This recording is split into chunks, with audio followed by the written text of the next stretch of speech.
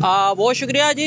बात की जाए सिपी में इंटरनेट की तो सिपी में 20 रोज़ से ज़ायद का अरसा गुज़र चुका है, पर सिपी में जो मोबाइल्स का इंटरनेट है वो बंद है, जिसकी वजह से शहरियों को काफ़ी मुश्किलात व परेशानी का सामना करना पड़ रहा है। इस हवाले से शहरियों से जानने की कोशिश करते हैं वो क्या कहते हैं।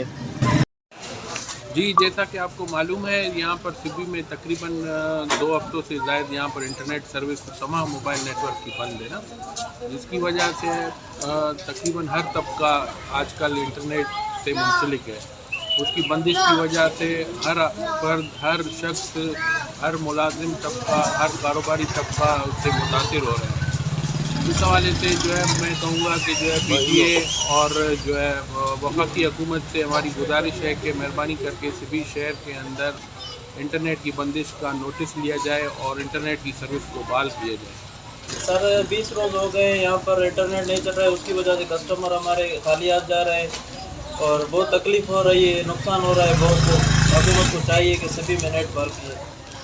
इंटरनेट हमारी ज़रूरत बन गई है और हमारा इसकी वजह से काफ़ी हद तक जो है कारोबार मुतासर हो गया है और पैकेज वगैरह ये वो जो है ना कारोबार हो गई है। तो हमारी गुजारिश ये है कि अपील करते हैं आप लोगों से कि इंटरनेट बहाल किया जाए। इंटरनेट बहुत अभी जो है ना इस दौर में ज़रूरी हो गया है।